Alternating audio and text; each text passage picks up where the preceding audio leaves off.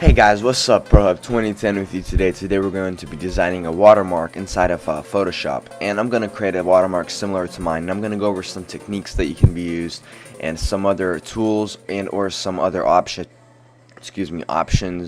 that will make it a little bit better. So let's go ahead and begin. File, new, and go ahead and create one. Not so big, because when you import it into Sony Vegas, it's going to be a huge size. So probably around 200 by 200, and then you'll still have to scale it down some inside of Sony Vegas.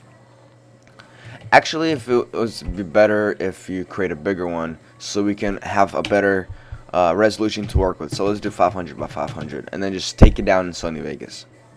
Okay, so as soon as you enter up your dimensions, you're going to get a white screen, and the white screen, it's automatically going to be behind your image. So if you're going to create anything on top of this image, let's say I'm gonna do that, and when I print it out, it's going to be this, and it's going to be this, and it's going to be the white part.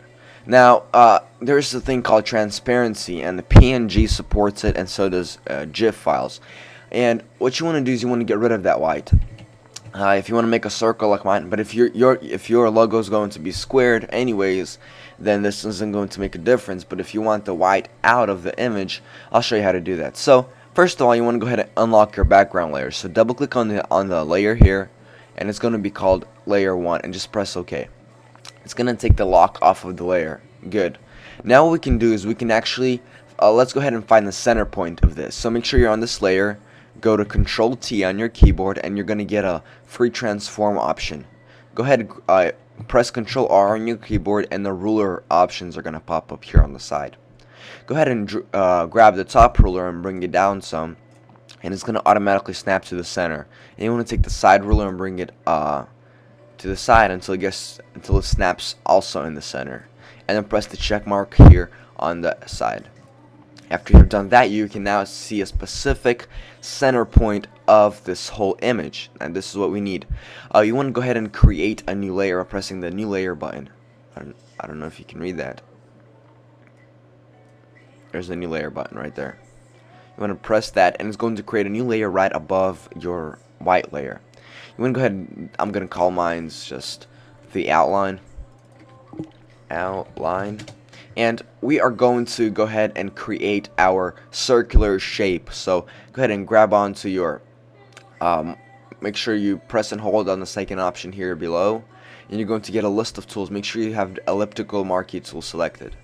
Now go ahead and bring as close possible to the center, and press Alt on your keyboard, and then drag and press Shift on your keyboard. This is going to keep it a perfect circle, and just drag it out until it takes up a lot of the space. Make sure it doesn't go past the corners, because it's going to have rough edges, it's going to have sharp edges. We don't want that. We want it to be circular. So keep it this way. Make sure it doesn't touch the edges. Make sure it's just kind of below the edges. And after that, let go of your mouse key, and then let go of the other keys on your keyboard.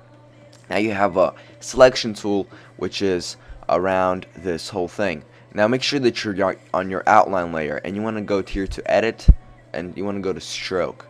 And the stroke pixel is going to be varying depending on what kind of size your image is. Oh, excuse me, I'm so sorry. And don't do stroke, not now. Go to edit and go to fill.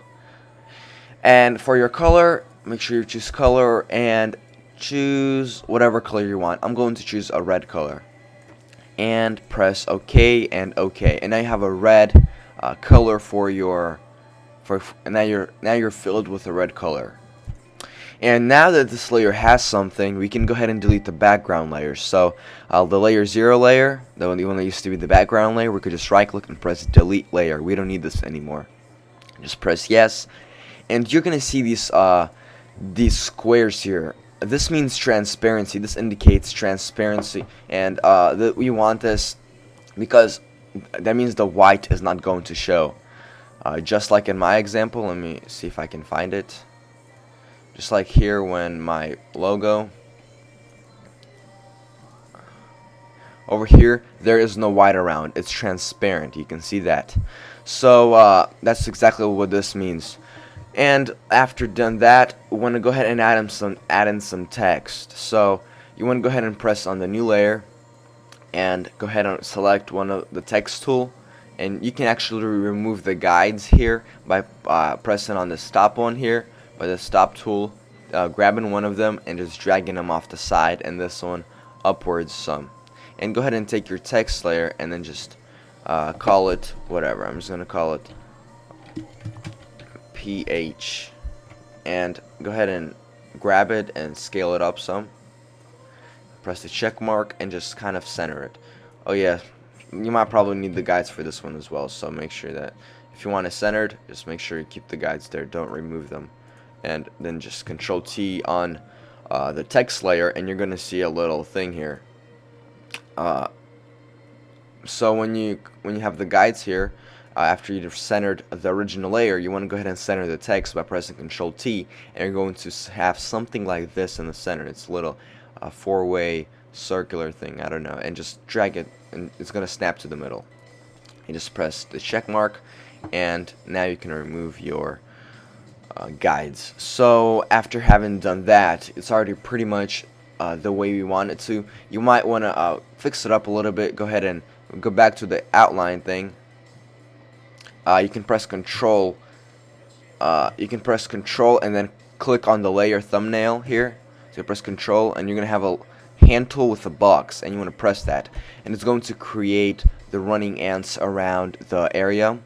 You want to go ahead, probably create a new layer after you've done that. After you selected this area, press the new layer button, go to edit and press on stroke, and here's where you can actually stroke it outside, inside, or both.